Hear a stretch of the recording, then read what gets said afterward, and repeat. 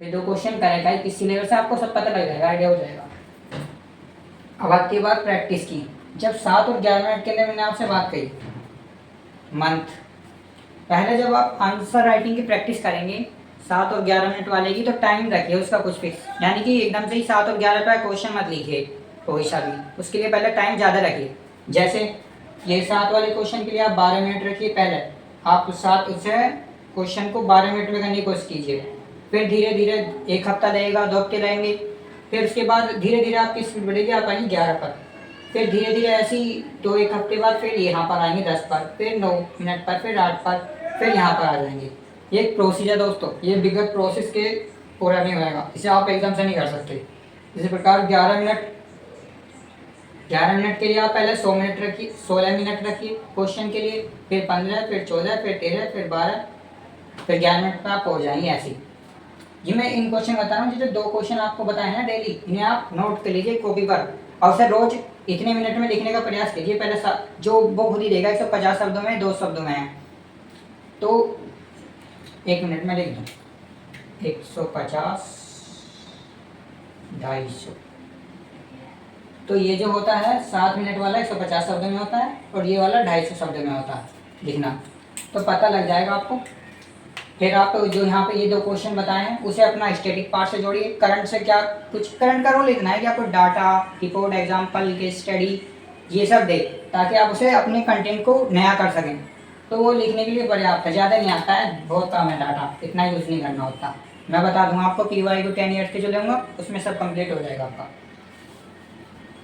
ठीक है भैया, जब आप इसे करते रहेंगे धीरे धीरे करते रहेंगे, जब आप यहाँ पहुँच जाएंगे 7 और 11 मिनट पे क्वेश्चन को लेने के, उसमें एक अच्छे उससे कि आप इंट्रोडक्शन सही लिख रहे हैं, मेन बॉडी सही लिख रहे हैं, कंक्लूजन सही लिख रहे हैं, जो क्वेश्चन पूछा गया है उसकी डिमांड के अनुसार आपका कंटेंट है कि नहीं है। ये आप 7 और 11 मिनट के अंदर जब आप सही से पहुँच जाएंगे, फिर आपको क्या करना है, आपको मंथ लेना है, एक महीना बनाना है। महीने में आपको 30 दिन होते हैं, 10 आप उसको डिवाइड करिए 3 पार्ट में। अब 3 पार्ट में डिवाइड करिए, फिर यहाँ पर आप कीजिए अब नया। जब आप यहाँ पहुँच जाएंगे, पीछे वाले क्वेश्चन जो आप कर रहे थे दो उन्हें आप अभी ध्यान हो गया, वो कंप्लीट हो गया आपका हिस्सा, आगे वाले पे आते हैं। अब यहाँ से जब आपने 7 और 11 मिनट गेन कर लिया है, अब आपको क्या करना है, 7 और 11 मिनट गेन करने के पश्चात फिर आपको दोबारा से प्रैक्टिस करते रहना है, 2 क्वेश्चनों की रोज 7 और 11 मिनट में करते रहना। फिर आपको एक नया मंथ बनाना है। मंथ में क्या आपको 3 पार्ट में डिवाइड करना है। आपने 2 क्वेश्चन की रोज प्रैक्टिस की है, एक 150 शब्द का, एक 250 शब्द का, उसे क्या कीजिए, हफ्ते में आप यदि एक दिन में आप 2 क्वेश्चन ले रहे हैं तो 10 दिन में आपके 20 क्वेश्चन हो रहे हैं। 20 क्वेश्चन यानी कि आपने हार्ड कॉपी पे लिख रखे हैं। अब उन उसको सारे 20 क्वेश्चनों को उठाइए और उन 10 दिन में एक दिन बैठ के लेकर स्टॉप वॉच के साथ और कंप्लीट करने की कोशिश कीजिए।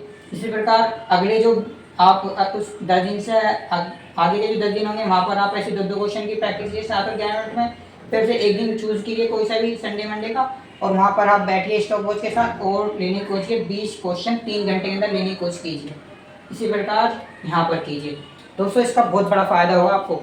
ये जो यहाँ पर मैं बता रहा हूँ 3 घंटे के अंदर 20 क्वेश्चन होते हैं, 50 पेज, 4000 सब, एक दिन में 2 पेपर, एक तरह से पेपर, ये कुछ नहीं है, सारा इसका खेल है। यदि ये आपने प्रैक्टिस कर ली ना, ये कुछ नहीं है, इससे डरने की कोई जरूरत नहीं है, तो पूरा कंप्लीट हो चुका है। फिर तो समझो वहाँ पर आपका जो एग्जाम फोबिया रहता है ना, वो खत्म हो जाएगा। हम अपने जो आंसर राइटिंग बैच या PYQ का जो एनालिसिस करेंगे उसमें आपको यही बताने की कोशिश करेंगे पूरा। हमको 10 ईयर्स के क्वेश्चन लेंगे, GS1 के, GS2, GS3, उनके अंदर जो सब पार्ट हैं जैसे इतिहास, भूगोल, समाजशास्त्र, इन सब के क्वेश्चन बिठाएंगे, अच्छे डिकोड करेंगे। इंट्रोडक्शन कैसे लिखी जाए, मेन बॉडी कैसे लिखी जाए, कंक्लूजन कैसे लिखा जाए, उत्तर डिकोड कैसे करेंगे, संरचना कैसे बनी उनकी, कंटेंट कौन सा यूज़ होगा, कैसे होगा,